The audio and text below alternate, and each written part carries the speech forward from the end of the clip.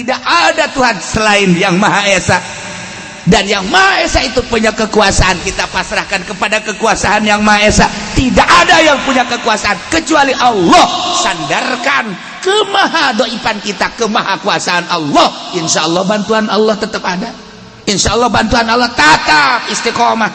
Tapi ketika kita berubah ketuhanannya dengan keuangan, sandaran kita kepada materi, dunia, uang dan lain sebagainya, seakan-akan mengabaikan kemahakuasaan Allah. Engkau telah merubah nikmat yang aku berikan, kata Allah, awas gua cabut kamu, mimiti huntu umplak kabeh. Ayo sia dekat harnaon sia guhal gehol huntuan sia ceuli culean gua. Geus kolot culean kan teh etis. Masyaallah batur gadare jadang geus embungin. Aduh ieu mah abab lain naon cule ieu mah lain deh. Ya Allah ya Rabbi, ya Allah ya Rabbi. Cileun segede poleca. Aduh ampun. Masyaallah geus teu bisa dipandian ieu mah cileun. Ya Karim leho hejo, masya Allah, dising-singkan tiap bau segede jempol suku. Ayo siajak Allah, ayo sia. Kuari di barere salah letruk, salah letres, jelema nikmat lain disyukuri. Awas ya, kuari nikmat secara bersama. Kemerdekaan mesti ku urang dinikmati pakai bersyukur ka Gusti Allah. Kuari dijajah setik-setik 5 tahun, adem ayam 10 tahun, mulai rada goyang-goyang. Ketika Pak Harto langsung seperti etalah dicekelah ku Bung Harto, berubah negara, kenikmatan lain dipakai syukur ka Gusti Allah, dipakai kufur kuari. Masya Allah, ku Allah terus kenikmatan eta dirubah menjadi siksa. Terus sampai ayeuna dijajah urang teh kuari. Dijajah ku Belanda mah orang wani ngalawan, dijajah ku Jepang orang wani taruhanana nyawa, dijajah ku Inggris sakicep orang teh gampang, dijajah ku musuh sorga taruhanan nyawa. Ketika dijajah orang ku perpolitikan jeung perekonomian henteu karasa ku ari teh budaya Indonesia berubah. Anu tata dina piawai ramah budaya Indonesia diakui dunia, di bawah bendera merah putih nu di bawah ku Bung Karno sangat piawai jeung ramah, terkenal di dunia. Sopan santun anu luar biasa lantaran dididik ku para wali-wali Allah, ku para kiai-kiai. Diserang kuari, dijajah ku Belanda gampang, dijajahlah ku budaya. Kuari anu tata dina make tiung dijajah melalui televisi, tiung dibuka, anu tata dina make samping di Bandung teh istilahna aya istilah parahyangan dibuka kuari mah. Lamun di Jakarta aya istilah Rongres Jakarta kuari mah dibuka akibat serangan ti luar negeri teu karasa kuari mah. Masyaallah Karim. Tiung geus lenyap baheula mah mun ngakukeun ti doyong jeung ti ledug teh, lamun teu make tiung teh isin lantaran di dinya aya Ki Ahmad, di dinya aya Ki Khairun, di gelam di dieu aya Kiai Samaun, isin ngakukeun urang gelam teu make tiung. Kuari dibalik isin mun urang doyong make tiung, isin mun urang ledug make tiung, dibalikeun, tinggal tunggu awas siksa ti Gusti Allah. Kuari di negara keur diserang dijajah kuari urang. RRC ngajajah ka urang, masya Allah. Lain lalagaan kuari urang ngadenge tentang narkoba teh lain 1 kilo 2 kilo tonan kuari mah. Masya Allah nu beunang mangan sakintal sabaraton nu lolos. Kitu keneh minuman-minuman anu tata dina mah masya Allah Karim hanya di tempat naik club doang. Hanya di hotel ge tingkat kasabaraha nu aya teh kuari geus digelar BSD ti mimiti botol nu sagede cinggir datang ke botol nu sagede Haji Pendi aya botol minuman geus teu aya teu uya apa aya lantaran urang diserang dijajah muina ngomong diiming-imingi banyak jangan banyak ngomong anya hayya oke hayya kabeh depan gitu keneh ngaranna ge dijajah. Baheula mah urang lamun nyaritakeun partai petilu teh asa partai Islam eta teh dahsyat luar biasa lawana Golkar jeung PDI urang teh asa jihad fisabilillah padahal pieu patilu tetapi lantaran didikan ulama saat eta urang boga perasaan seperti kitu asa jihad menang jeung elehna sabodo bener jeung teu benerna tapi perasaan bangsa seperti eta kewalahan Pak Harto sehingga makanya kole kok Pak Harto coblosan langsung lamun secara jujur menang patilu tapi itu jujur nikmat awas nikmat ieu geus dirobah-robah nikmat ku Gusti Allah lantaran urang teh keur dijajah ku ari Amerika ngajajah ka urang ku ari Rusia ngajajah ka urang melalui RRC urang teh dijajah di berbagai sektor.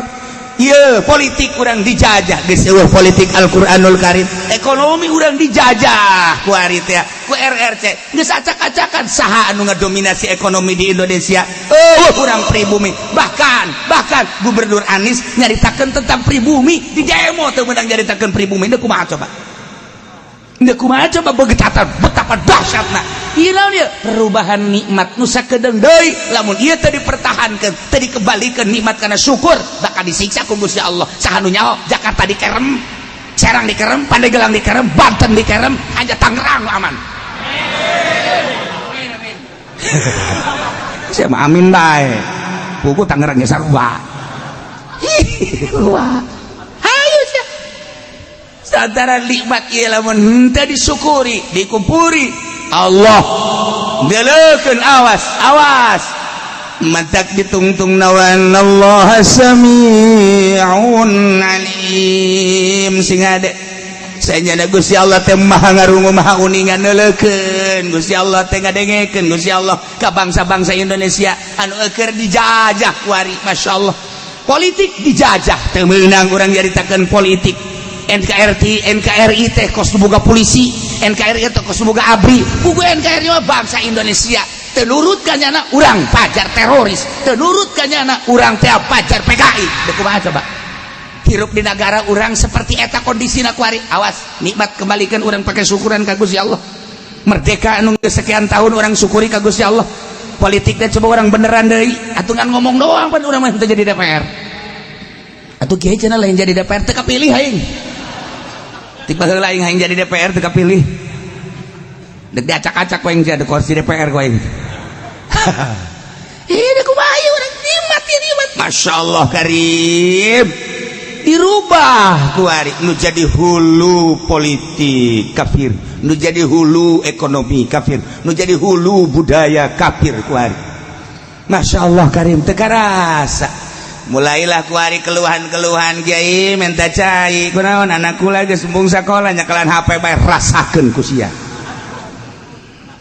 geus mulai unggal poe keluhan ibu-ibu ya Allah Kiai anak teu daek sakola cek jangan main HP bae nu hiji daek sakola tapi pamolikeun motor gede puguh makna ge dagang uleg hayang motor gede aing inget mega uleg tatungtung geus ta bahasa uleg teu jalan macan dagang uleg doang anak yang motor bedek asal geus dibalikeun motor emang daek sakola tuh moal jatah sarupna motor mah lain jang sakola tah mah jang ngetrek dia teh kumaha ayo sia kawalahan wah berapa ratus berapa ribu ibu rumah tangga mengeluh tentang anakna iyalah hasil jajahan kafir sabara juta umat manusia kuari anu mengabaikan pendidikan Al-Qur'anul Karim jajahan kafir alhamdulillah Masya Allah berhasil dijajah ku kafir sabaraha juta manusia ketika jual beli geus teu bakat tarima meuli tarima ngajual geus dijajah ku kafir melalui cek dijajah ku kafir melalui etol dijajah ku kafir melalui e-money dijajah ku kafir melalui transaksi anu di luar aturan Fathul Muin di luar aturan Riyad Takrib urang geus kuari teh geus teu berdaya dijajah kunyana balanja di mana urang teh bayar di mana bayarnya di mana geus teu bisa terima meuli janjana ge make kaca geus dus kabur kuari teh hasil jajahan kafir dirasakeun ku urang kabeh Kiai hanya membahas baheula tentang kumaha eta duit dipindahkeun ka cek ketika orang transaksi make cek kumaha dibahas di Bahtul Masail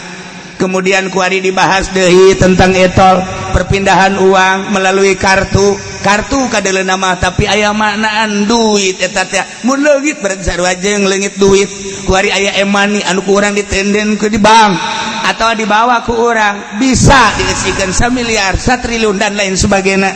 Nah ieu teh kos kara itu kumaha ieu budaya mana dan kumaha hukumna tantangan kiai geus teu dibahas kuari mah jadi bahas ya kitu-kitu keneh dibahas kurang masalah kredit minggu dibahas haram kredit anu 2 akad ketika antara cash jeung kredit berbeda harga berarti 2 akad basa hiji barang 2 akad didengekeun ku celinyana balik ngaji nambahan kreditan pan gara roblok eta pan darah dia tolol ende kumaha hayu sia jajahan kafir asup ka sanubari dengan rasa mudah tetapi mengabaikan Al-Qur'anul Karim mengabaikan hadis Nabi.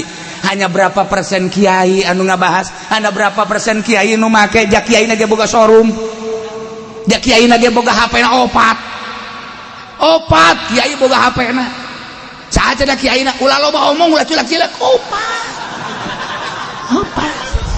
atuh kobo pedagang.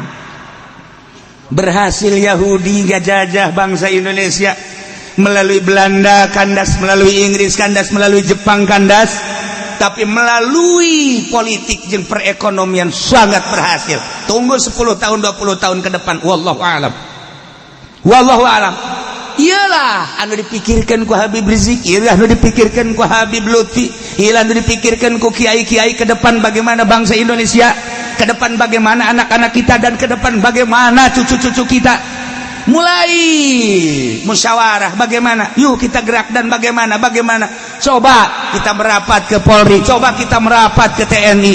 Bagaimana ini negara kita untuk ke depan? Kita sedang dijajah, terlena bangsa sekarang sedang dijajah oleh politik dan perekonomian dan menang dia sehingga dilindungi dia yang namanya punya uang dilindungi apapun kesalahannya yang namanya tidak uang walaupun pribumi dikubur. Bagaimana ini negara? NKRI dijadikan jembatan, NKRI dijadikan sekedar bahasa asal tentang pemerintah tidak NKRI. NKRI milik siapa sih sebenarnya? Kok kuari jadi perebut NKRI sih? Polisi perebut NKRI, TNI perebut NKRI, nu NKRI nu saha nu sabenerna nama perlu dibahas secara utuh. Sebab naon ieu nikmat, ieu nikmat ketika tidak disyukuri bahaya luar biasa. Lamun pribumi kuari geus teu asa pribumi teu meunang ngomong pribumi cilaka. Aset Indonesia geus dibawaan ka luar negeri. Lain lalaga. Anu emas anu perak, anu besi termasuk uyah dibawaan kadi itu kembalikan kadi urang mah tinggal mengkonsumsi nyana anu keuntungan luar biasa mah. Nah iya perlu dipikirkan bangsa Indonesia piawai ramah pinter bangsa Indonesia. Lamun bangsa Indonesia kepinteran anak digugu ku negara mobil geus panghebatna produksi mobil memeh Amerika memeh Jepang anu nyiptakeun henteu make bensin make surya Indonesia heula tahun mana kula waktu tahun 80 hiji di Bandung harita geus ngadenge bahwa bangsa Indonesia sudah bisa menciptakan mobil pakai surya tanpa pakai bensin tahun 80 hiji kula mah inget bae pinter kula mah beula ge sia ngarasa sombong aingnya ieu nyaritakeun teu poho tak kurang aya berita-berita kos kitu masyaallah karim luar biasa. Nah kemudian nyiptakeun kitu rancangan-rancangan kapal mulai hati Habibi dipermasalahkan diperdebatkan dan tapi Habibi nyuruduk dengan kepintaran anak dunia mengakui keistimewaan Habibi cuman tidak diberi porsi untuk di Indonesia larilah nyana ke Jerman. Masih ingat di benak hati saya sebab saya anak buah Habibi waktu itu sia kurang yang serikeun ka aing tahun 80 hiji masih kena lain dalagaan gua lama kuliah di Bandung hari itu teh jadi mahasiswa cak lu bohong lah masih kena loba-loba deui hari tadi permasalahkan tentang wakil presiden gitu orang Subang teh orang gitu orang Garut teh Widahadi Kusuma saat eta ge geus dikatingali menonjolna tetapi lantaran orang hebat setik tidak usah jadi presiden cukup jadi wakil eta di tahun 82 geus dipermasalahkan Ketika Banten kayak muncul, tidak perlu saya sebutkan namanya, ada dua sosok manusia Banten diperhitungkan di Indonesia, langsung Pak Harto mengkat, tidak usah. Emang berita-berita kos gitu teh masih aya di otak kula. Nih, pengusaha yang paling istimewa Serang dan Pandeglang masuk jajaran internasional. Tangerang tidak ada. Nyaho. Nu aya hutang me Tangerang. Aya hutang. Atuh kuari ge saha anu sakola di luar negeri jeung eueuh. Hiji dua ge can buguh berhasil, tapi Serang Pandeglang Rangkas Betung geus lain lalagaan. Maju geus buguh ka ditu. Bogor mah geus leuwih ti heula. Cianjur kitu-kitu ge masya Allah luar biasa. Terus ke Bandung mah geus pohara jasa. Tetapi aya permainan politik anu dahsyat di Indonesia, sebab Indonesia mah negara teh dua alam, hiji alam zahir, kedua alam gaib. Lamun kuari urang jaritakeun di negara, di istana, emang kumaha kitu ngeri di istana teh. Hilir mudik manusia asup di kamar lain, di tempat lain aya anu keur kieu bae. Ke rumah mantra-mantra. Terus niupan dan lain sebagainya. Emang terus di Indonesia mah seperti itu. Sebab Pancasila naga ya dua, burung Pancasila hiji nu gede di dinya, leuweung gede deui di satu kamar. Dahsyat di alam gaib. Nu mantak teu sembarangan nu jadi presiden di Indonesia teh. Kudu aya dua izin lohir rakyat jeung bangsana. Izin gaib tadi taji pengen jadi presiden. Ngan kudu gaib langsung banting bae. Mantak kuru teureun-eureun datang ka kuari. Geus cenah moal jadi presiden RT ge moal. Eta Indonesia mah aya dua. Batak lamun urang zarah ka Cigundul, saha si Cigundul? Eta teh Raden Arya Wiratanu Datar teh eta teh saha jeung kumaha masa hirupna, lain sembarangan manusia. Lantaran nyana bisa di dua alam, alam zahir jeung alam gaib. Bung Karno nu mantak dahsyat Indonesia di bawah tambuk Bung Karno bisa hirup di dua alam. Ilah Indonesia sebab baheula Wali Songo seperti eta. Aya dua kerajaan di Indonesia teh. Nah, lamun diaritakeun tentang kerajaan di Indonesia seperti eta, nu mantak tumbang kerajaan-kerajaan. Kerajaan Yogyakarta, kerajaan Surakarta, termasuk kerajaan Banten yang tidak dibubarkan tapi tetap bubar, menyatu di alam nu eta. Di jerona teh macem-macem saha anu bakal muncul kejawen lah, muncul kewalian lah, muncul urang mun nyaritakeun kos kitu di Indonesia lain lalagaan dahsyat pohara. Hanya jelema-jelema tertentu lah anu bisa masuk ka dinya. Nah, ieu kunaon Jokowi bisa kuat lantaran mali teruskeun sia kuaing. Moal wahakeun anu teruskeun kuaing. Sakedeung deui ke lalakon Indonesia bakal jeung Pancasila na kuaing dibahas. Ngaraji sia ka aing. Sombong amat aing keur sombong. Kadang-kadang lain ka sia maksudna ka DPR nyahoan aing. Bener di lain lalagaan. Kula kuari geus aya anu mere baju merah putih. Kula geus aya anu mere bendera merah putih. Lamun Gus Dur waktu haul ka dieu aya merah di dieu aya anu merah putih, ku kula ditanya, "Ti saha ieu?" "Ti kesepuhan." Kuari kula geus aya anu mere. Kula kaget kula lamun ke make baju merah putih. Itu minggu kamari kula dibahas, merah putih. Ieu naon ieu kaharepna? Nah, awas ye bahaya gede. Nikmat awas kembalikan. Urang merdeka di bawah naungan Sang Saka Merah Putih, di bawah tambuk Presiden Bung Karno dan Bung Hatta, dilanjutkan kuari ku urang poho karena nikmat siksa Allah bakal datang. Engke bakal loba anu ceramah tentang merah putih, kiai-kiai dan lain-lain sebagainya, sebab ieu geus keluar tidak aturan-aturan NKRI. Nyana ngomong NKRI justru nyana pengkhianat NKRI. Nyana ngomong NKRI, nyana bajingan NKRI. Kudu dikembalikan supaya ulah datang siksa ti Gusti Allah. Nah, dzalika bi annallah, itu siksa Allah terhadap kupar-kupar nu baraheula belah dieuna kupar-kupar Quraisy disiksa ku Gusti Allah lantaran Gusti Allah teh terek ngarobah nikmat ku Gusti Allah dibikeun ka kaum kemudian digantikan begitu saja dengan siksa, tidak, hatta yughayyiru ma bi anfusihim, kecuali kaum eta lah nu ngarobah nikmat-nikmat mantak urang ulah ngarobah nikmat. Syukuri ku ari ku urang nikmat-nikmat ti Gusti Allah secara pribadi, urang syukuran ka Gusti Allah secara kelompok, bere penerangan syukuri ka Gusti Allah, insyaallah Allah merubah dengan kenikmatan kembali. Nikmat-nikmat anu digantikan baheula ku Mekah teh harita keur lalapar hese ka dieu ka ditu dibere ku Gusti Allah kasuburan gandum subur korma subur sehingga lapar teh kuari jadi sebeuh kata pilih ku pari Mekah hitam menjoyin anu tatadina sieun luar biasa diamankeun ku Gusti Allah anu tatadina manehanana nungguan kedatangan Kangjeng Nabi Muhammad beserta Al-Qur'anul Karim diutus dibalesna kuari kadaharan kamahmuran pake maksiat aman nu menang mere Gusti Allah teh pake dugala maksiat ka Gusti Allah datang Kangjeng Nabi teh dibalas ku kakufuran dibalas sedih an sabilillah nahan tina sabilillah bahkan merangan para mukminin datang Kangjeng Nabi lain disambut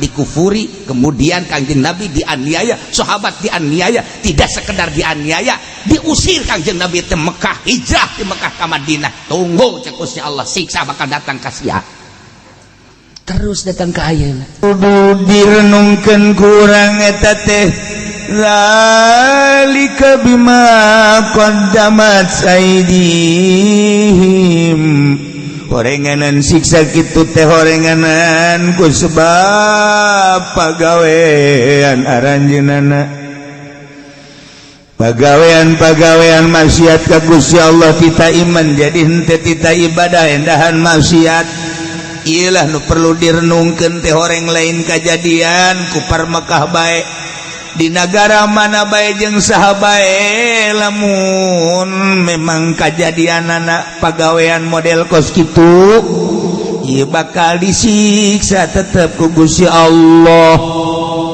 bahasa Nabi mah qadamat ai qadamat tengah heulakeun aidikum ai aidikum teh leungeun nu dimaksud mah teh pagawean lantaran mayoritas pagawean diusahakeun ku leungeun geus di dieu teh ngaranna majaz cek ahli bilagah mah artina majaz teh ieu teh maksud bima qadamat aidikum teh horenganan pagawean mah kasabtum berarti atuh subha mah kasabtum bima qadamat aidikum sarua jeung kos kitu.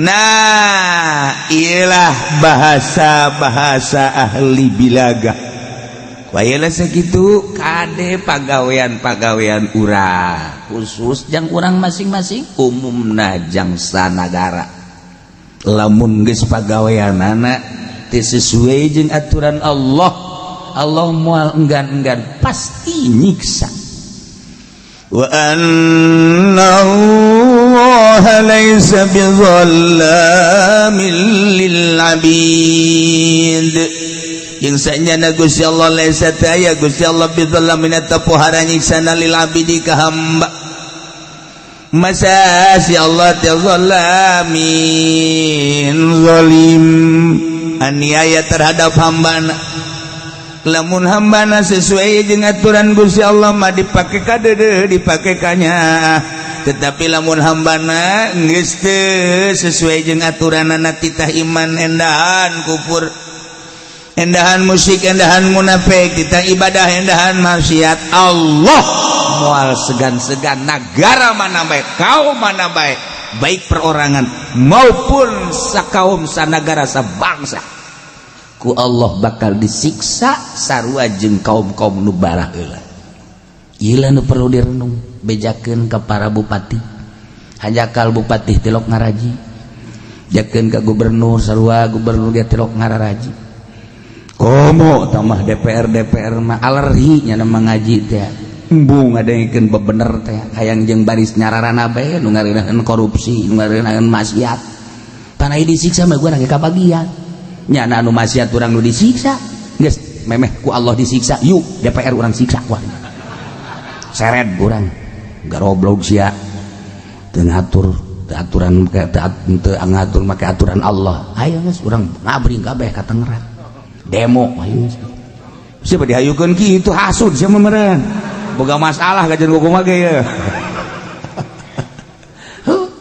we pamarentah aduh ngaji bener-bener jangan ngada sehatan dirina kebe geus jadi mantan asal geus jadi mantan bae karek ngaji mantan camat mantan polisi macan TNI mantan karak ngararaja kitu mah keur ngajabat embung bener ngaranana ulah sok kitu cenah kieu aja kami ngararaja jeung saha dia ngaji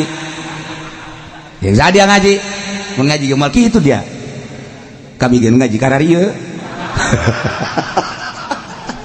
atuh sararuara ya Allah ya Rabbi Gusti ya Allah ieu saija-ijada Gusti Allah teh henteu ngazolim ka hamba-hambana dina harti moal sekonyong-konyong Allah nyiksa bigeu didambin tanpa dosa kudu aya dosa-dosa anu dilakukeun ku hamba-hamba ku kaum-kaum karak Allah nyiksa naudzubillah min urang ngadoa ka Allah mudah-mudahan Tangerang diamankeun ku Gusti Allah mudah-mudahan Banten diamankeun ku Gusti Allah mudah-mudahan Pulau Jawa diamankeun ku Gusti Allah mudah-mudahan Indonesia diraksa ku Gusti Allah sehingga ulah terjadi siksa-siksa Allah disinonimkeun ku Gusti Allah teh kalakuan kufar-kufar Quraisy baheula nu ngalawan ka Kangjeng Nabi yakni ka Gusti Allah kadabi ali fir'aun walladzina min qablihim tingkah para kufar teh percis kos tingkah-tingkahna Firaun jeung para kaum-kaumna jeung jelema-jelema nu samemehna kumaha kitu kafaru bi ayatillah kalupur ka ayat-ayat Allah ketika Kangjeng Nabi Musa mawa ayat dibohongkeun ku Firaun ku keluarga Firaun ku kaum Firaun ku tentara Firaun seluruh walladzi min qablihim bahkan jelema nu samemehna ge ketika datang Kangjeng Nabi Ibrahim dibohongkeun ku kaumna ketika Kangjeng Nabi Sulaiman datang dibohongkeun Kangjeng Nabi Daud dibohongkeun na ieulah persis kufar Mekah kos kaum-kaum nu baheula di zaman Firaun jeung samemehna selalu ketika Nabi turun Rasul turun dibarohongkeun kafaru bi ayatillah Allah teu segan-segan kanu ngabohongkeun kanu kalaluhur fa akhadhahumullahu bi dzunubihim Gusti Allah tetep disiksa Kangjeng Nabi Lut datang dibohongkeun ku kaumna siksa Kangjeng Nabi Hud datang dibohongkeun ku kaumna siksa Kangjeng Nabi Ibrahim datang dibohongkeun siksa kaumna Kangjeng Nabi Musa datang dibohongkeun ku Firaun berikut kaum-kaumna siksa kaumna Kangjeng Nabi Muhammad datang dibohongkeun ku kafir Quraisy kufar Quraisy siksa kafir Quraisy kufar Quraisy kuari penerus-penerusna wali-wali Allah ulama-ulama anu bener-bener ikhlas liilai kalimatillah dibohongkeun ku kaumna tinggal ditunggu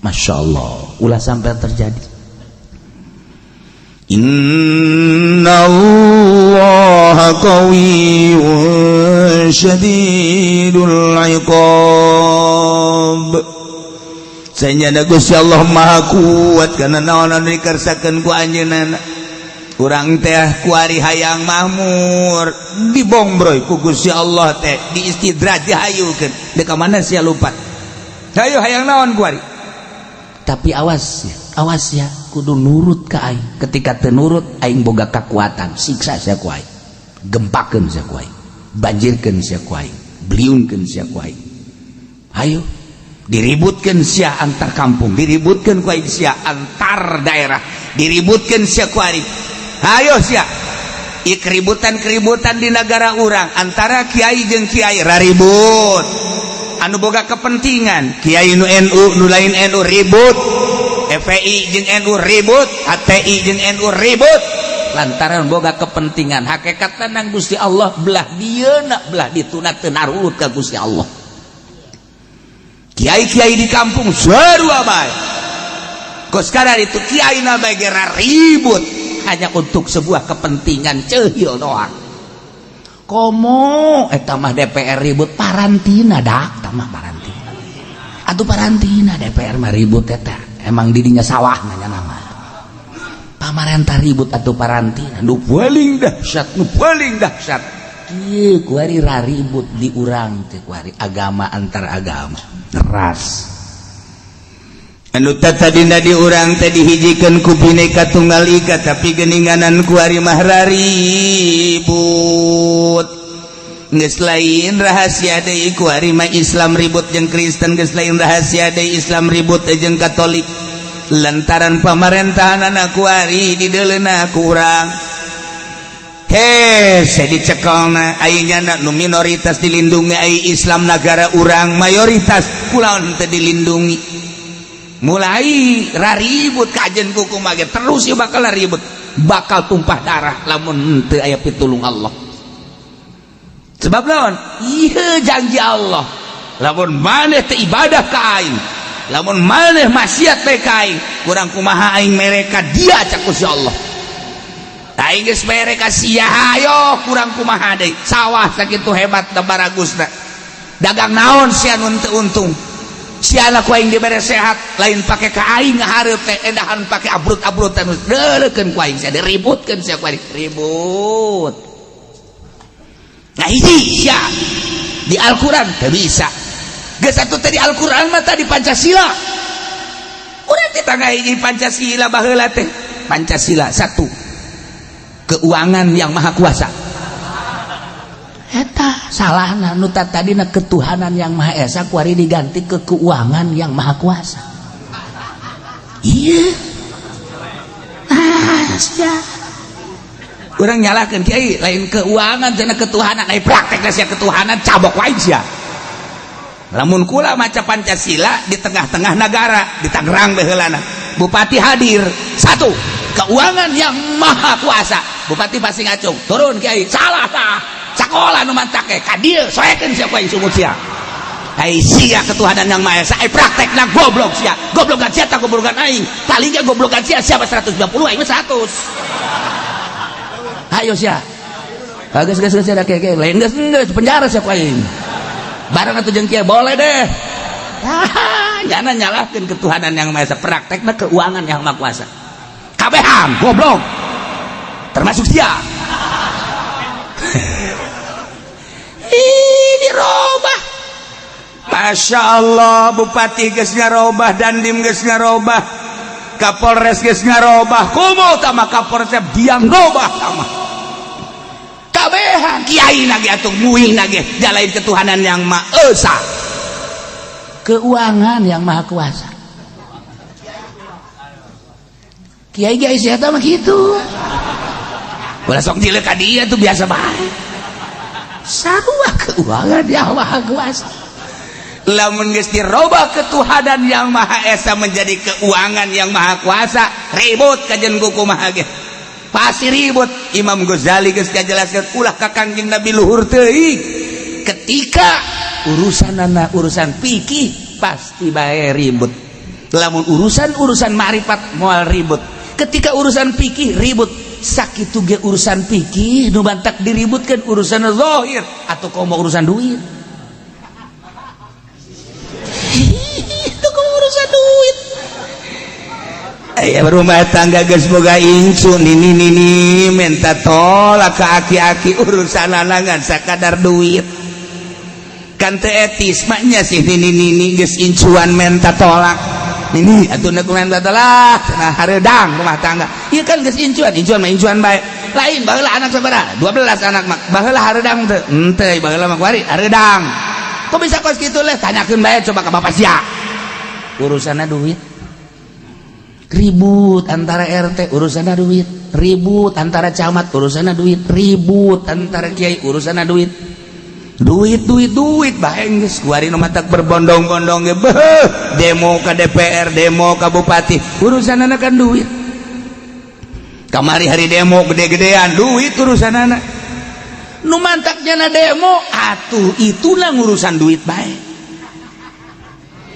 nyana urusan duit bae, sehingga ketuhanan yang Maha Esa tadi diganti ku bupati menjadi keuangan yang maha kuasa, dan dimge ngaganti Kapolres ngaganti kulantaran geus diganti ketuhanan yang Maha Esa menjadi keuangan yang maha kuasa atuh dihandap milu sarua bae marudah deui. Kabehan dihandap milu hudang rakyat, kemudian buruh milu hudang lantaran nu diuruskeunana keuangan yang maha kuasa. Geus teu percaya deui kana kekuasaan Allah, teu percaya deui kana kekuasaan Tuhan, teu percaya deui kana kemahakuasaan Allah. Hanya di bibir ketuhanan yang Maha Esa, hartina ketuhanan teh maha kuasana lain lalagaan Allah mah.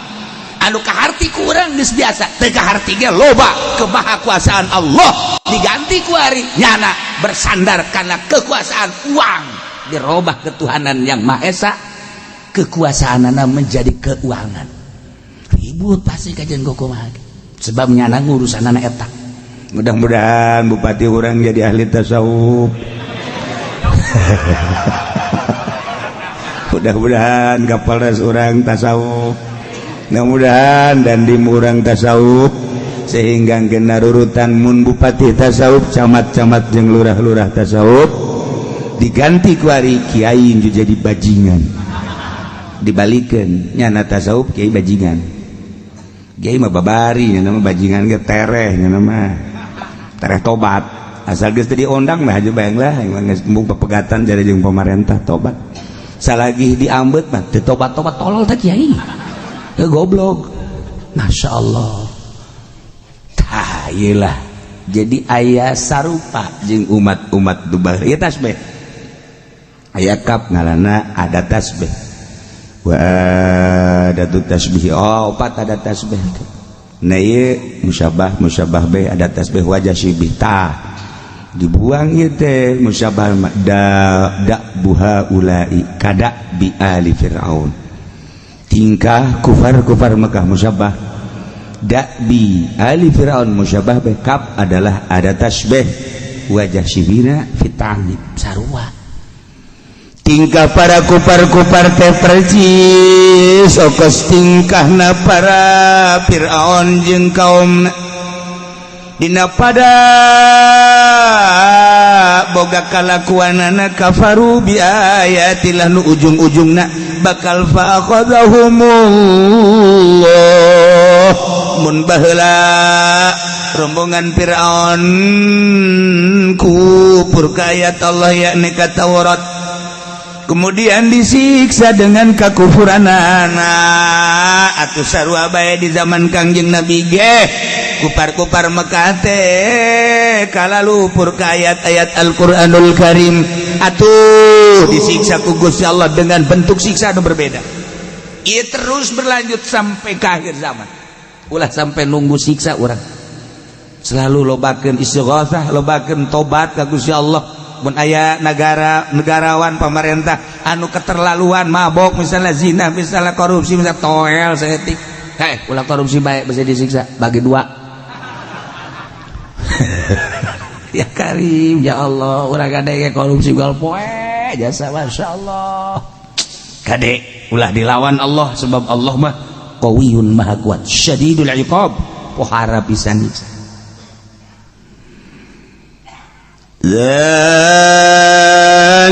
bi anna Allah lam yakum mughayyiran ni'matan an'amaha 'ala qaum hatta yughayyiru ma bi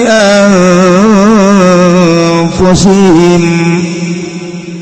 Dzalika itu siksa-siksa anu datangkeun kafara kafir-kafir teh belah dituna nu baraheula belah dieuna kufar Mekah disiksa ku Gusti Allah dengan siksaan anu dahsyat melalui tenggelan-tenggelan malaikat langsung ditenggelna make alat-alat palu langsung ti neraka dihantem ti hareup dihantem ti tukang berubah wajahna ajur-ajuran kulit lagi menjadi hideung sakumaha areng kejadian anu pohara ese nyaritakeunana sebab ieu mah siksa bakal terus berlanjut setelah Kangjeng Nabi para sahabat tabi'in datang ke tahun 2018 aya.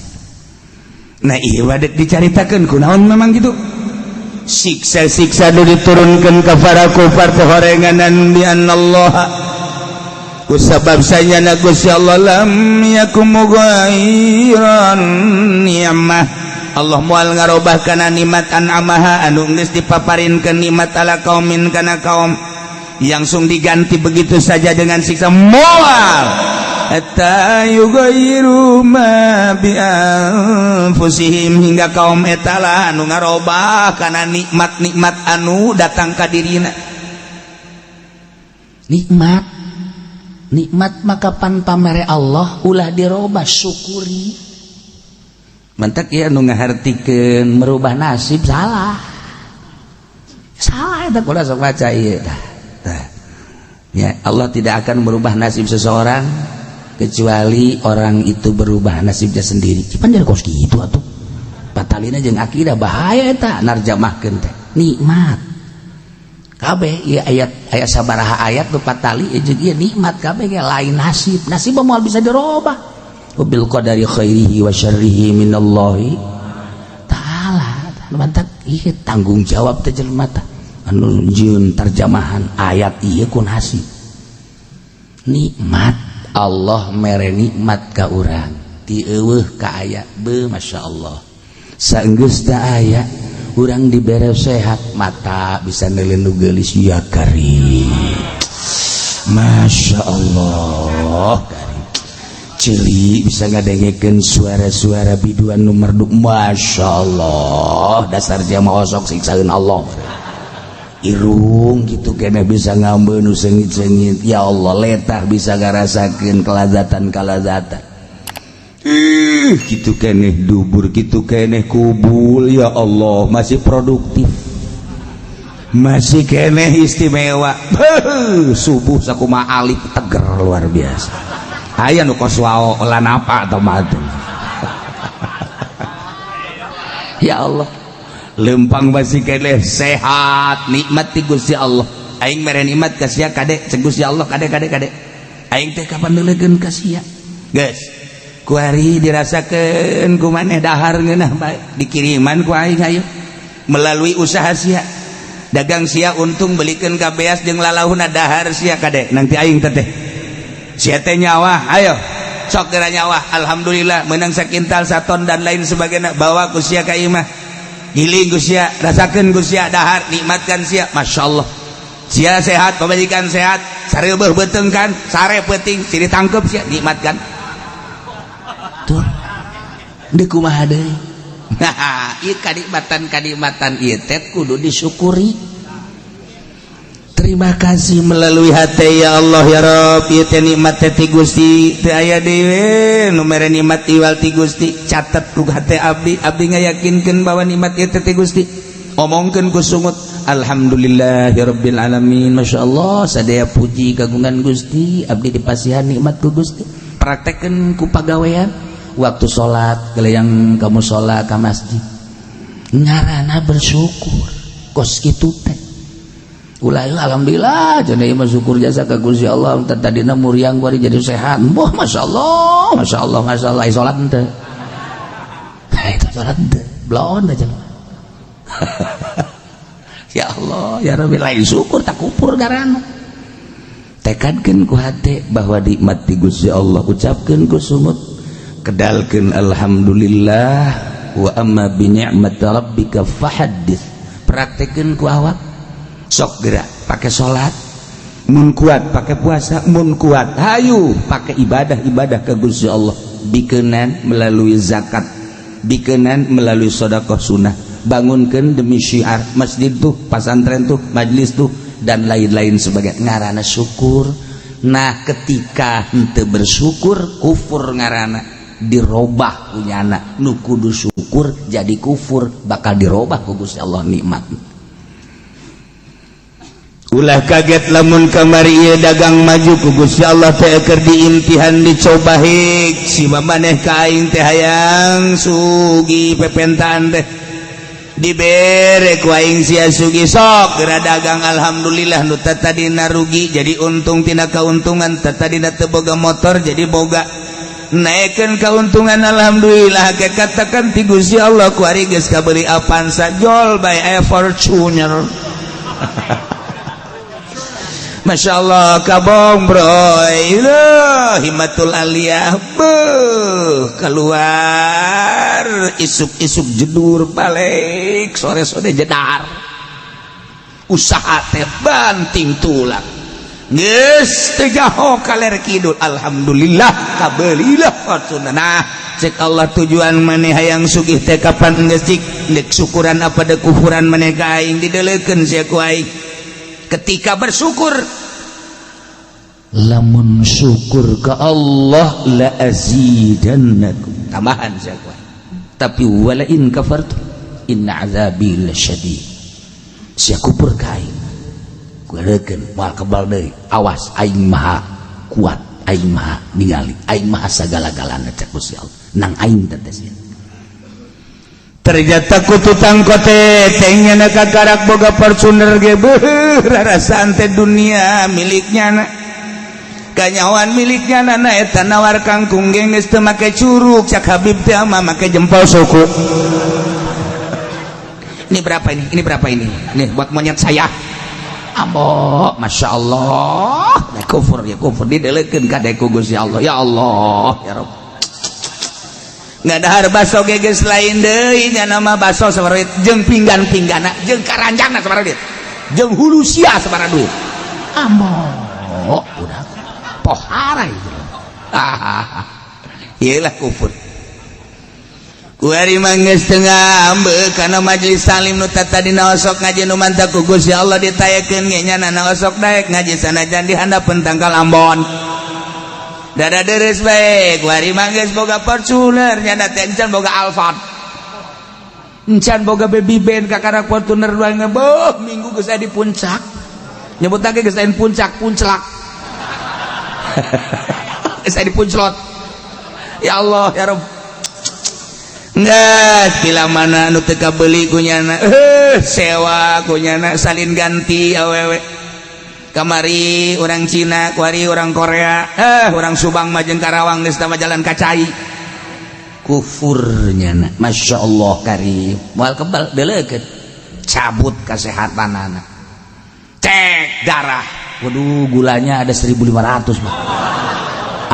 Yang bener ini dokter gak salah iya di situ masih kuat ini biasanya 1500 udah Pak mati saya baru dengar 1500 biasanya cuma 300, 400, 500 ini 1500 gak tahu ini alat apa salah ya Pak bagaimana ya yang jelas ini 1500 udah ini mah sampai rumah langsung suruh bikin kuburan aja ya iya jasa cabut gua Allah karibatan anak Masya Allah kawan ada puyang ya bebeja ke pemajikan cek atau Pak dicek dokter darah tinggi ya Allah 790 darahna ambo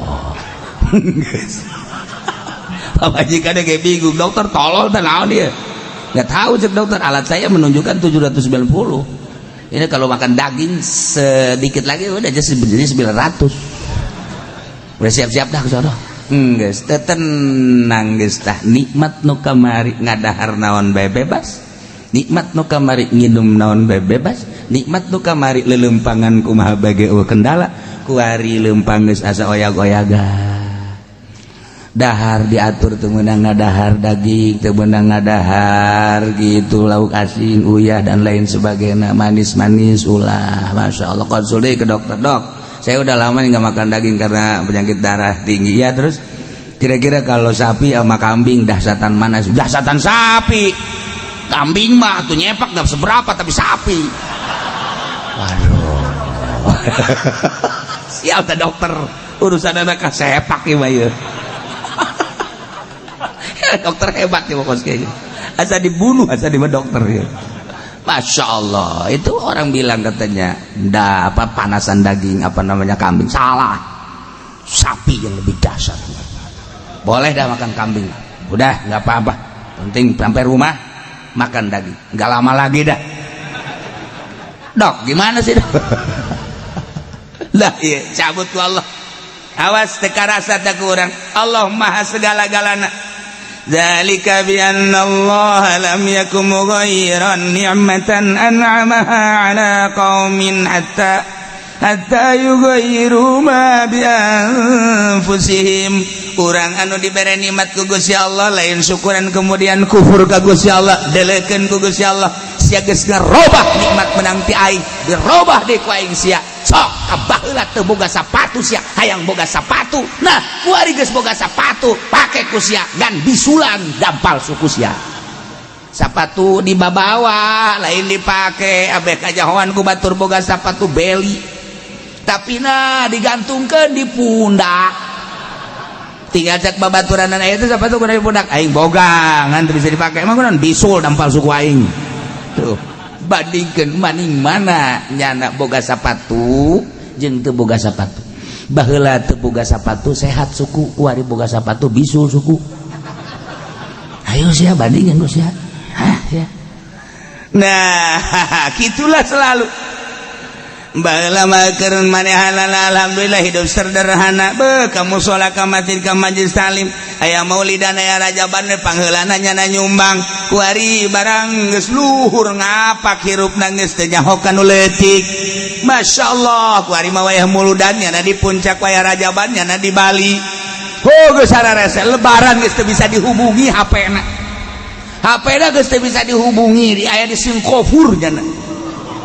Allah karim pohara ye barang jadi bos teh orenganan hateletik nama cerik lantaran baheula keur hidup sederhana jeung pamajikan dek jam sabaraha bae ceklak masalah barang kuari hirup geus ngapak di toelan dia teu daek hudang geus berobat-obat diurut geus diurut. Masya Allah tah sia duit loba beli ku sia awewe bisa opat sia tapi teu hudang naon artina. Ayo nyana nangkarak bae diome ku pabajikan opat. Ha, geus nu hiji dadah ka udah saya mah cerai aja. Emang buat apa begitu? Nu hiji deui sarua bae, mumpung ora kene kula rek balik bae ka. Sina naonan, henteu naonan, kula ge butuh. Balik tinggal 2 deui, bertahan 2 deui. Teu kuat ngan 10 poe doang. Balik tinggal hiji dia nyana hirup sorangan bae goblok aing sugih ongkoh. Tapi aing sorangan bae hirup luntang lintung nyana palingnya nangkep guguling nanaonan ya guguling mah urang nangkep cicing bae panu mantep ditangkep nyana nangkep deui kan karasa aya guguling atuh maningan jeung kebo atuh keboona bisa nejeh nyana.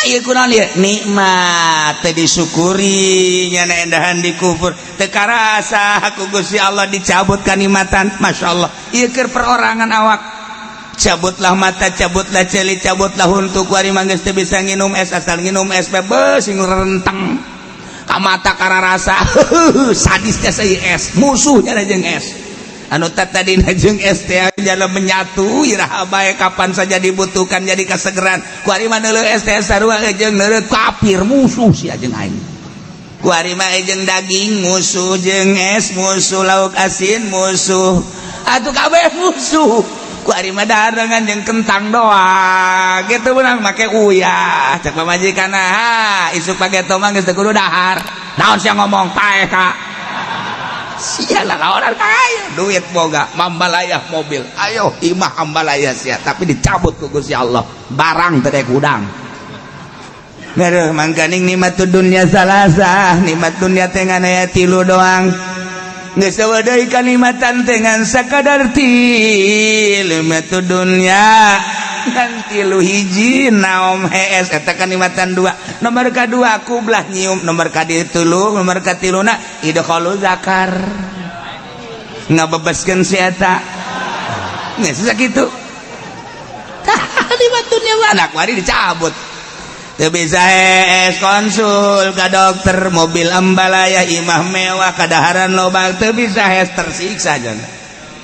Ayo ya Masya Allah karing jeung pamajikan ge sarua jeung kadal atuh bae aya mah aya tapi geus hasrat da kumaha atuh janyanana dicabut ku Gusti Allah. Ayo jasa aduh aing cenah hirup kos ge jasa pamajikan dengan nasehatan paeh bae ka sia kurang kitu atuh ditaon cenah teh hirup oh mangpaatna aya kitu mah paeh kula ngora kene bisa kawin deui jeung saya goblok sia nganyerikeun hate aing sia kuat dicabut ku Gusti Allah. Ieu naon nikmat lain disyukuri tapi dikuput. Tapi loba jelema anu syukuran ka Gusti Allah beuh tadina susah tadina mangan sakadar dagang leuleutik kanan ditaekeun ku Gusti Allah tapi nyana bersyukur terus bae. La in syakartum la azidannakum. Santunan yatim piatuna terus, fakir miskinna terus, tetangga-tetangga terus, nggak bangun terus, makin ditaekeun ku Gusti Allah. Tadina boga mobil teh kekarak 10 ku ari mah 100 hese make kan. Mobil ngan dideleukeun doang hese make, nu mana ya sih make mobil 100 na baik-baik kabeh. Ya Allah, ya Rabbi. Sapatu 100. Sendal 100. Hei, hese makena. Hese make tapi kunyana dimanggakeun beta mobil aing 100 sia beusi deuk make pilih nu mana bae kajen teuing aing mah nyewa ge. Wah hebat amat teh jelema nya. Beusi deuk mararake los tak beusi aing mah kajen nyewa angkot bae. Ambo par. Sapatu aing parake los Gusti. Sendal aing parake los. Asalna pabajikan aing bae dipake Gusti. Bahkan aing sia butuh-butuh teuing mah pamajikan aing los pilih Gusti tah. Waing dek dipicen los jang sia kawin heula abe aing bisa nyandung deui. Bo tak bojore amat cak majikanana. Beusi batur butuh heuh. Aing dek jadi sahabat Ansor sakeun nanti. Ka ulah sok leuwih ngomong ka. Ya Allah, orang ge sahabat Ansor kos kitu mah. Muhajirin datang ke Madinah teu baroga pamajikan kapan nama hijrah. Di Madinah teh anu boga pamajikan 2 kita milih tah aing boga pamajikan 2 demi keagungan Allah demi keagungan Muhammad demi keagungan Islam maneh ngabutuhkeun pamajikan aing boga 2 pilih ku sia salah sahijina.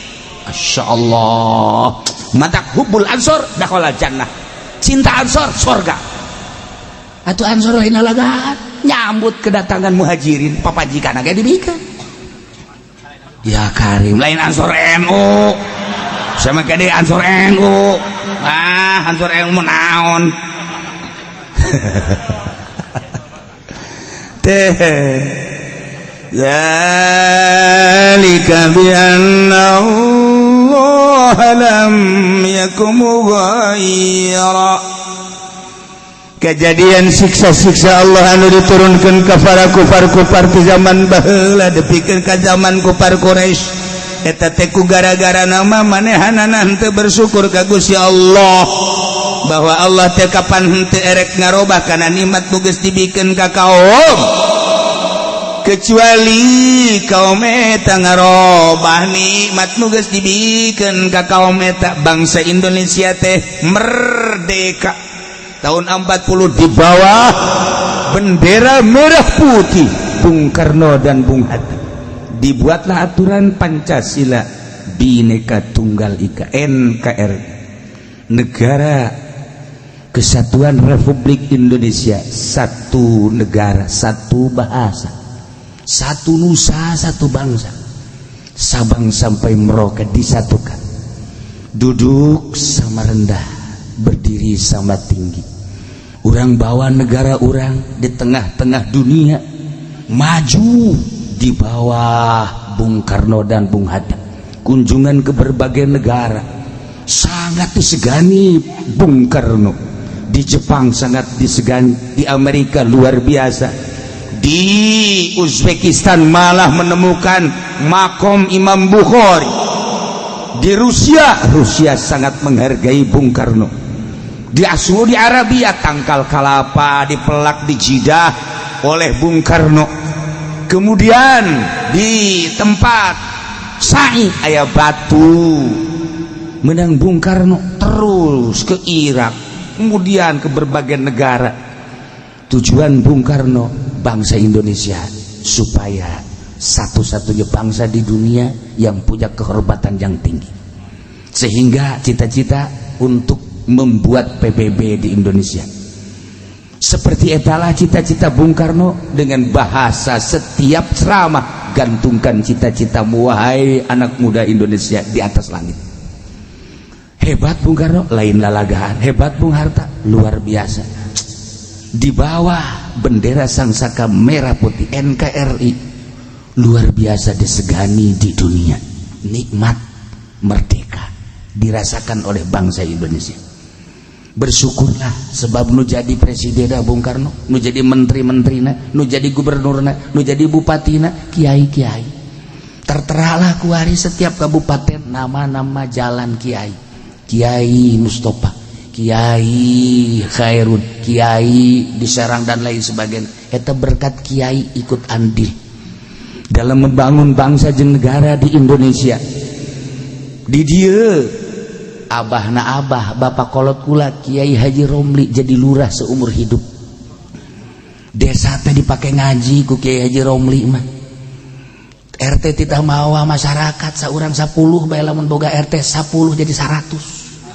RW gitu kene, RK gitu kene.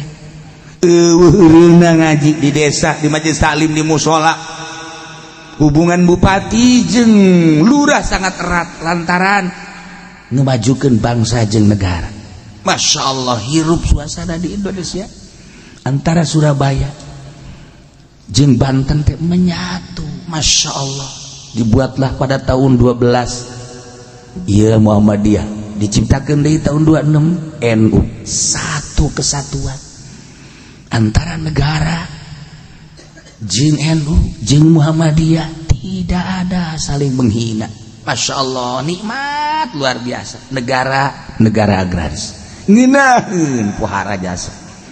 Lamun urang jaritakeun dongengna Kiai ti Banten tere ka Surabaya berangkat musyawarah, sanggeus datang ke Surabaya hasil musyawarah selesai untuk bangsa jeung negara. Eueuh nu baroga duit kapan? Eueuh nu baroga duit balik masing-masing naik kereta ngan ka istimewana. Saat eta jelema bisa nyokot daun bae dikitukeun jadi duit. Tah, maning mana kuari loba duit tapi henteu tentrem, baheula eueuh duit tapi bisa nyekel daun jadi duit, maning mana?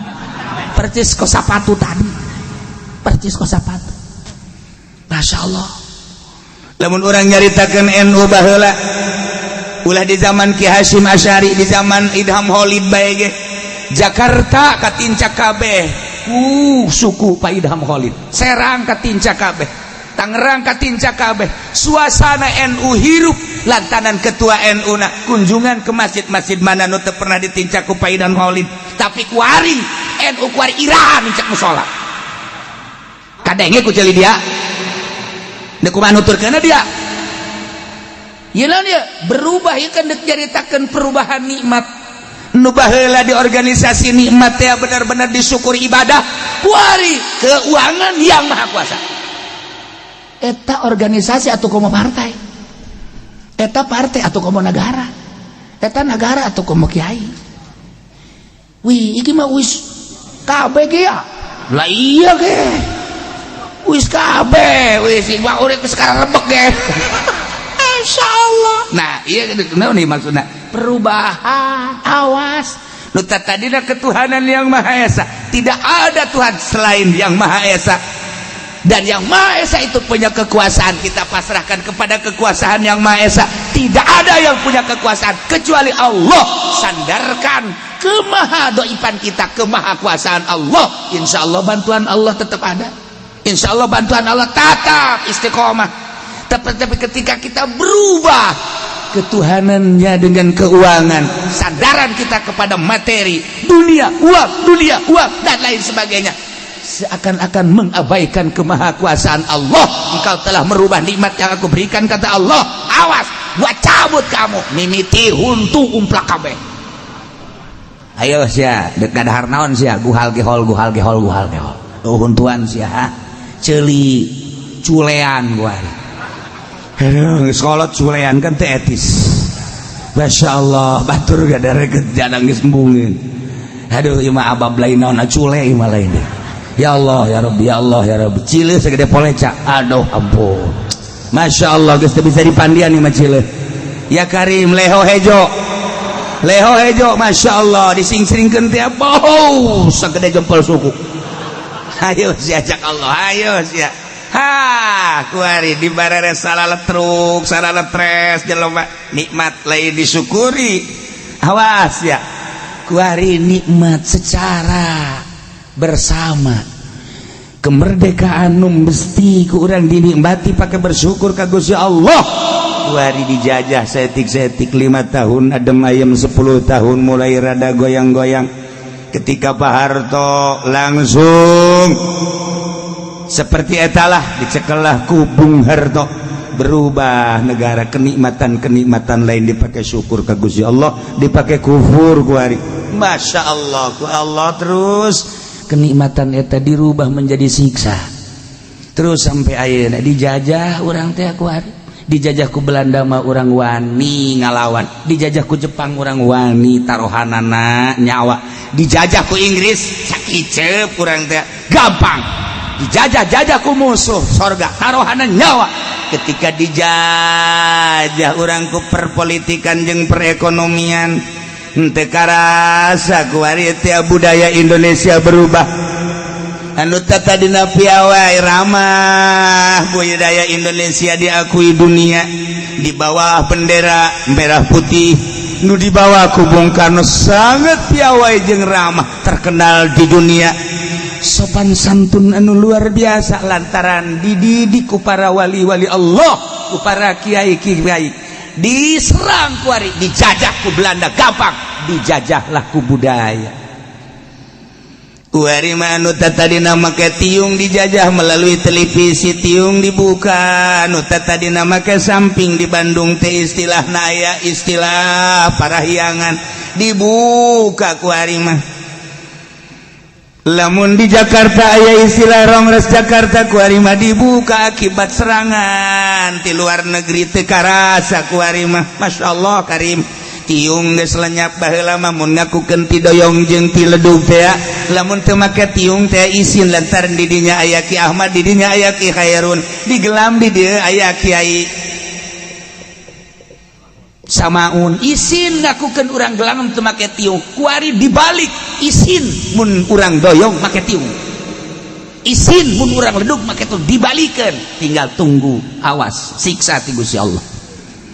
Kuari di negara keur diserang dijajah kuari urang RRC ngajajah ka urang. Masya Allah lain lalagaan kuari urang ngadenge tentang narkoba teh lain 1 kilo 2 kilo tonan kuari mah Masya Allah nu beunang mangan sakintal sabaraton nu lolos gitu keneh minuman-minuman anu tadina mah Masya Allah Karim hanya di tempat naik klub doang, hanya di hotel ge tingkat kasabaraha nu aya teh kuari geus digelar BSD ti mimiti botol nu sagede cinggir datang ke botol nu sagede Haji Pendi aya botol minuman geus teh daya teh uya paya lantaran urang diserang dijajah muina ngomong diiming-imingi banyak jangan banyak ngomong hanya hanya oke hanya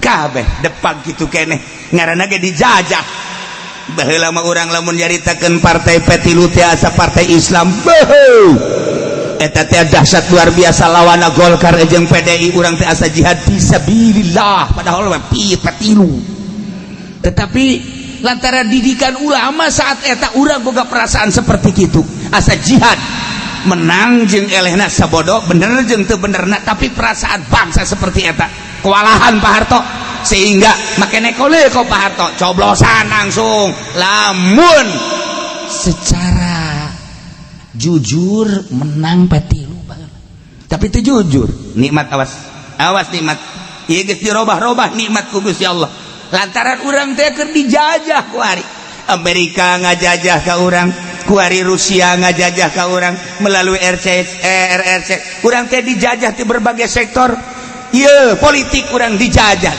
politik Alquranul Karim ekonomi kurang dijajah ku RRC geus acak-acakan saha anu ngadominasi ekonomi di Indonesia kurang pribumi bahkan Gubernur Anies nyaritakeun tentang pribumi di demo teu meunang nyaritakeun pribumi teu kumaha coba betapa dahsyatna ieu perubahan nikmat nu sakedeung deui lamun ieu teu dipertahankeun teu dikembalikan nikmat kana syukur bakal disiksa ku Gusti Allah saha nu nyaho Jakarta dikerem Serang dikerem Pandeglang dikerem Banten dikerem hanya Tangerang aman saya mah amin bae buku Tangerang ge sarua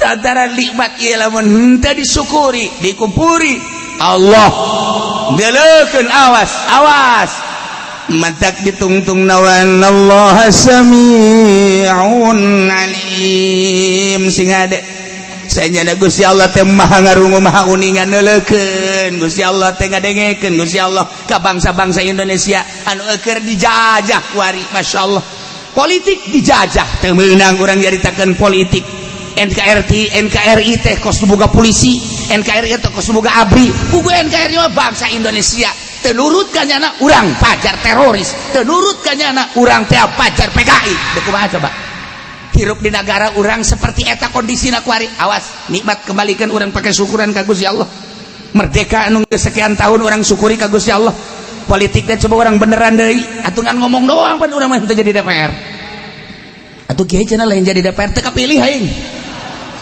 tiba heula aing hayang jadi DPR teu kapilih dek diacak-acak wae jadi kursi DPR wae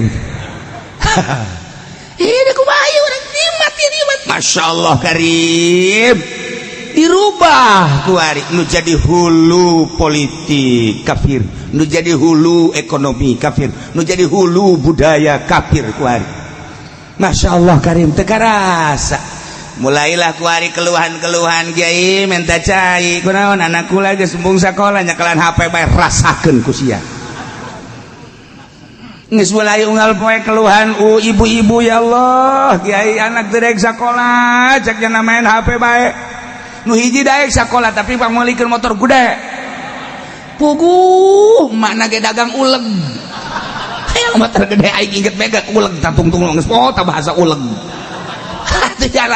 macam dagang uleg doang anak yang motor bedek asal geus dibalikeun motor emang daek sakola tuh moal jatah sarupna motor mah lain jang sakola tah mah jang ngetrek dia teh kumaha ayo sia kawalahan wah berapa ratus berapa ribu ibu rumah tangga mengeluh tentang anakna iyalah hasil jajahan kafir sabara juta umat manusia kuari anu mengabaikan pendidikan Al-Quranul Karim jajahan kafir alhamdulillah masya Allah berhasil dijajah ku kafir sabaraha juta manusia ketika jual beli geus teu bakat tarima meuli tarima ngajual geus dijajah ku kafir melalui cek dijajah ku kafir melalui etol dijajah ku kafir melalui e-money dijajah ku kafir melalui transaksi anu di luar aturan Fathul Muin di luar aturan Riyad Takrib urang geus kuari teh geus teu berdaya dijajah ku nyana balanja di mana urang teh bayar di mana bayarnya di mana geus teu bisa terima meuli janjana ge make kaca geus dus kabur kuari teh hasil jajahan kafir dirasakeun ku urang kabeh Kiai hanya membahas baheula tentang kumaha eta duit dipindahkeun ka cek ketika orang transaksi make cek kumaha dibahas di Bahtul Masail kemudian kuari dibahas deui tentang etol perpindahan uang melalui kartu kadeleuna mah tapi aya maknaan duit eta teh mun leungit berarti sarua jeung leungit duit kuari aya e-money anu ku urang ditenden ke di bank atau dibawa ku urang bisa diisikeun 1 miliar 1 triliun dan lain sebagainya. Nah iya teh ya kos kara itu kumaha ieu budaya mana dan kumaha hukumna tantangan kiai geus teh dibahas ku ari jadi dibahas kayak kitu-kitu keneh dibahas ku urang masalah kredit minggu dibahas haram kredit anu 2 akad ketika antara cash jeung kredit berbeda harga berarti 2 akad basa hiji barang 2 akad didengekeun ku celinyana balik ngaji nambahan kreditan Pan gara goblok eta pan darah dia tolol. Ende kumaha? Hayu sia. Jajahan kafir asup ka sanubari dengan rasa mudah tetapi mengabaikan Al-Qur'anul Karim, mengabaikan hadis Nabi. Hanya berapa persen kiai anu ngabahas, hanya berapa persen kiai nu make jak kiai na ge boga showroom. Jak kiai na ge boga HP-na opat kiai boga HP-na. Saat ada kiai na ulah loba omong ulah cilak-cilak opat. Atuh kobo pedagang. Berhasil Yahudi ngajajah bangsa Indonesia melalui Belanda kandas, melalui Inggris kandas, melalui Jepang kandas, tapi melalui politik jeung perekonomian sangat berhasil. Tunggu 10 tahun 20 tahun ke depan wallahu alam. Wallahu alam. Iyalah anu dipikirkan ku Habib Rizik, iyalah anu dipikirkan ku Habib Lutfi, iyalah anu dipikirkan ku kiai-kiai ke depan bagaimana bangsa Indonesia, ke depan bagaimana anak-anak kita, dan ke depan bagaimana cucu-cucu kita. Mulai musyawarah bagaimana, yuk kita gerak, dan bagaimana coba kita merapat ke Polri, coba kita merapat ke TNI. Bagaimana ini negara kita untuk ke depan. Kita sedang dijajah, terlena bangsa sekarang sedang dijajah oleh politik dan perekonomian, dan menang dia sehingga dilindungi dia. Yang namanya punya uang dilindungi, apapun kesalahannya. Yang namanya tidak uang walaupun pribumi dikubur. Bagaimana ini negara? NKRI dijadikan jembatan, NKRI dijadikan sekedar bahasa, asal nentang pemerintah tidak NKRI. NKRI milik siapa sih sebenarnya? Kok kuari jadi perebut NKRI sih? Polisi perebut NKRI, TNI perebut NKRI, NKRI nu saha nu sabenerna mah perlu dibahas secara utuh. Sebab naon ieu nikmat, ieu nikmat ketika tidak disyukuri bahaya luar biasa. Lamun pribumi kuari geus teu asa pribumi, teu meunang ngomong pribumi, cilaka. Aset Indonesia geus dibawaan ka luar negeri. Lain lalagaan. Anu emas, anu perak, nu besi, termasuk uyah dibawaan ka ditu. Kembalikan ka dieu, urang mah tinggal mengkonsumsi. Nyana anu keuntungan luar biasa mah. Nah ieu perlu dipikirkan bangsa Indonesia piawai ramah, pinter bangsa Indonesia. Lamun bangsa Indonesia kepinteranana digugu ku negara, mobil geus panghebatna produksi mobil. Memeh Amerika, memeh Jepang anu nyiptakeun henteu make bensin, make surya. Indonesia heula tahun mana kula waktu tahun 80 hiji di Bandung harita geus ngadenge bahwa bangsa Indonesia sudah bisa menciptakan mobil pakai surya tanpa pakai bensin. Tahun 80 hiji kula mah inget bae pinter kula mah bae lagi. Sia gara sombong kainnya. Ieu nyaritakeun teu poho tak kurang aya berita-berita kos kitu, masyaallah karim. Luar biasa. Nah, kemudian nyiptakeun kitu rancangan-rancangan kapal. Mulai hati Habibi, dipermasalahkan, diperdebatkan, dan tapi Habibi nyuruduk dengan kepintaran anak. Dunia mengakui keistimewaan Habibi. Cuman tidak diberi porsi untuk di Indonesia. Larilah nyana ke Jerman. Masih ingat di benak hati saya, sebab saya anak buah Habibi waktu itu. Sia kurang yang serikeun ka aing. Tahun 80 hiji masih kena lain dalagaan gula mah. Kula di Bandung hari teh jadi mahasiswa. Cak lu bohong. Lah masih kena loba-loba deui. Hari tadi permasalahkan tentang wakil presiden. Gitu orang Subang teh, orang gitu orang Garut teh, Widahadi Kusuma. Saat eta ge geus dikatingali menonjolna, tetapi lantaran orang hebat setik tidak usah jadi presiden, cukup jadi wakil. Eta di tahun 82 geus dipermasalahkan. Ketika Banten kayak nu muncul, tidak perlu saya sebutkan namanya, ada dua sosok manusia Banten diperhitungkan di Indonesia, langsung Pak Harto mengkat, tidak usah. Emang berita-berita kos gitu teh masih aya di otak kula. Nih pengusaha yang paling istimewa Serang dan Pandeglang masuk jajaran internasional. Tangerang tidak ada. Nyaho nu aya hutang me Tangerang. Aya hutang. Atuh kuari ge saha anu sakola di luar negeri jeung eueuh. Hiji dua ge can buguh berhasil, tapi Serang Pandeglang Rangkas Betung geus lain lalagaan. Maju geus buguh ka ditu. Bogor mah geus deui ti heula. Cianjur gitu-gitu gembo, masya Allah luar biasa. Terus ke Bandung menggeus pohara jasa. tetapi aya permainan politik anu dahsyat di Indonesia sebab Indonesia mah negara teh dua alam, hiji alam zahir kedua alam gaib. Lamun kuari urang jaritakeun di negara di istana emang kumaha kitu ngeri di istana teh. Hilir mudik manusia asup di kamar lain di tempat lain aya anu keur kieu bae ke rumah mantra-mantra terus niupan dan lain sebagainya. Emang terus di Indonesia mah seperti itu sebab Pancasila naga aya dua burung Pancasila hiji nu gede di dinya leuweung gede deui di satu kamar dahsyat di alam gaib.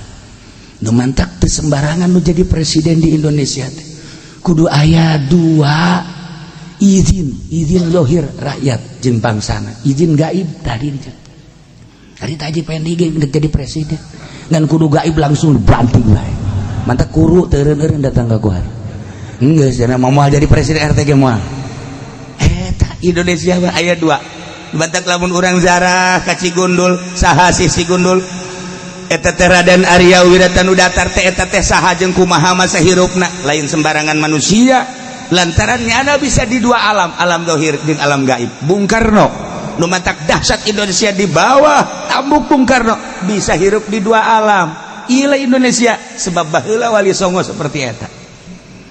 Aya dua kerajaan di Indonesia teh. Nah, lamun diaritakeun tentang kerajaan di Indonesia seperti eta, nu matak tumbang kerajaan-kerajaan. Kerajaan Yogyakarta, kerajaan Surakarta, termasuk kerajaan Banten yang tidak dibubarkan tapi tetap bubar, menyatu di alam nu eta. Di jerona teh macem-macem saha anu bakal muncul kejawen lah, muncul kewalian lah, muncul urang mun nyaritakeun kos kitu di Indonesia lain lalagaan. Dahsyat. Wah. Hanya jelema-jelema tertentu lah anu bisa masuk kadinya. Nah, ieu kunaon Jokowi bisa kuat lantaran mah diteruskeun sia kuaing. Moal wakalan anu teruskeun kuaing. Ye, sakedeung deui ke lalakon Indonesia bakal jeung Pancasila na kuaing dibahas. Ngaraji sia ka aing. Sombong amat aing keur sombong.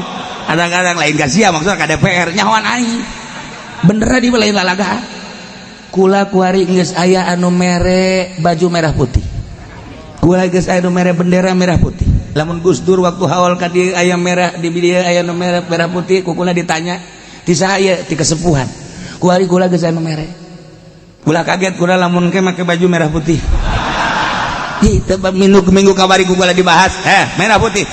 Ieu naon ieu kaharepna? Nah, awas ye bahaya gede. Nikmat awas kembalikan urang merdeka di bawah naungan sang saka merah putih di bawah tambuk Presiden Bung Karno dan Bung Hatta dilanjutkan kuari ku urang poho karena nikmat siksa Allah bakal datang engke bakal loba anu ceramah tentang merah putih kiai-kiai dan lain-lain sebagainya sebab ieu geus keluar tidak aturan-aturan NKRI nyana ngomong NKRI justru nyana pengkhianat NKRI nyana ngomong NKRI nyana bajingan NKRI kudu dikembalikan supaya ulah datang siksa ti Gusti Allah. Nah zalika bi annallah itu siksa Allah terhadap kupar-kupar nu baraheula belah dieuna kupar-kupar Quraisy disiksa ku Gusti Allah lantaran Gusti Allah teh terek ngarobah nikmat ku Gusti Allah dibikeun ka kaum kemudian digantikan begitu saja dengan siksa tidak hatta yughayyiru ma bi anfusihim kecuali kaum eta lah nu ngarobah nikmat-nikmat mantak urang ulah ngarobah nikmat syukuri ku ari ku urang nikmat-nikmat ti Gusti Allah secara pribadi urang syukuran ka Gusti Allah secara kelompok bere penerangan syukuri ka Gusti Allah insyaallah Allah merubah dengan kenikmatan kembali nikmat-nikmat anu digantikan baheula kupar Mekah teh harita keur lalapar hese ka dieu ka ditu dibere ku Gusti Allah kasuburan gandum subur korma subur sehingga lapar teh kuari jadi sebeuh kata pilih kupari Mekah hitam menjoin anu tatadina sieun luar biasa diamankeun ku Gusti Allah anu tatadina manehanana nungguan kedatangan Kangjeng Nabi Muhammad beserta Al-Qur'anul Karim diutus dibalesna kuari kadaharan kamakmuran pakai maksiat aman nu menang mere Gusti Allah teh pakai dugala maksiat ka Gusti Allah datang Kangjeng Nabi teh dibalas ku kakufuran dibalas sedih an sabilillah nahan tina sabilillah bahkan merangan para mukminin datang Kangjeng Nabi lain disambut dikufuri kemudian Kangjeng Nabi dianiaya sahabat dianiaya tidak sekedar dianiaya diusir Kangjeng Nabi ke Mekah hijrah di Mekah ke Madinah tunggu cek Gusti Allah siksa bakal datang ka sia terus datang ke ayeuna ketika urayan-urayan ulama diabaikan delekeun ulama na moal nanaon hanya mohon kepada Allah ya Allah nyangakeun sadaya-daya abi entos masihan penerangan adapun urusan ka dituna Gusti Allah nyangakeun sadaya-daya ketika umat nurut ke aturan Allah aman bersyukur ketika teh nurut tetap baik kufur tetap baik musyrik tetap baik maksiat tunggu siksa Allah urang geus deuleu betapa luar biasana tsunami di Aceh tuh hargaan jasa eta dunia mobil tinggal yang imah ala lajur jelema anu tadina di bos-bos tadina di bapak-bapak tadina di ketua-ketua di komandan-komandan beak kabeh kucai tidak ada nilai sebab nubogana Gusti Allah ulah sampai terjadi 2 kali disusul Pangandaran susul deui Cianjur susul deui Yogyakarta susul deui berbagai angin beliun sebab naon can bersyukur keneh bae ka Gusti Allah ieu kuari wali-wali Allah ulama-ulama lain masalah naon ieu sieun datangna siksa Jakarta besi disiksa Pandeglang Banten besi disiksa geus puguh Jawa Timur Jawa Tengah umumna Indonesia besi kena siksa Gusti Allah teu kumaha mata kembalikan gerage urang syukuran ka Gusti Allah sebab Allah wa annallaha sami'un alim sanyana Gusti Allah maha ngarungu maha uninga kakupingan ku Gusti Allah kakupingan ku Gusti Allah kauninga ku Gusti Allah lempang-lempang na manusia hate-hate manusia innallaha la yanzuru ila suwarikum walakin yanzuru ila qulubikum hate-hate kiai kadeuleu ku Gusti Allah ka mana sia lompatna ketuhanan apa keuangan henteu abdi mah ai keuangan mah keberkatan Gusti ya ya minim lah berkat bah cenah Gusti hampura we teu masa kitu jang anak cek nya teh incu kula loba di imah atuh kunaon pake alasan sia ngariung incu masyaallah kayak mal kebeli di babetkeun bisa aing sok ya ketuhanan apa keuangan kembali deh Masya Allah rumus Pancasila menang di Al-Quranul Karim anu sakitu hebat tangkal kayu aya kapas aya pare dan lain sebagainya ia adalah isyarat untuk kesatuan jeung persatuan NKRI mudah-mudahan orang kabehan ditangtayungan ku Gusti Allah pamarentahna ditangtayungan ku Gusti Allah ilmuanana ditangtayungan ku Gusti Allah usahawana ditangtayungan ku Gusti Allah rakyatna ditangtayungan ku Gusti Allah sehingga orang melalui tangtayungan Gusti Allah bisa ngerubah menjadi syukur deui ka Gusti Allah sehingga nikmat ditambah-tambah ku Gusti Allah terasa kemerdekaan Indonesia terasa kejujuran jeung keadilan Indonesia terasa keamanan Indonesia sehingga orang bisa ibadah dengan tenang jeung tentrem ka Gusti Allah Subhanahu wa taala di barakatul Quran Al-Fatihah.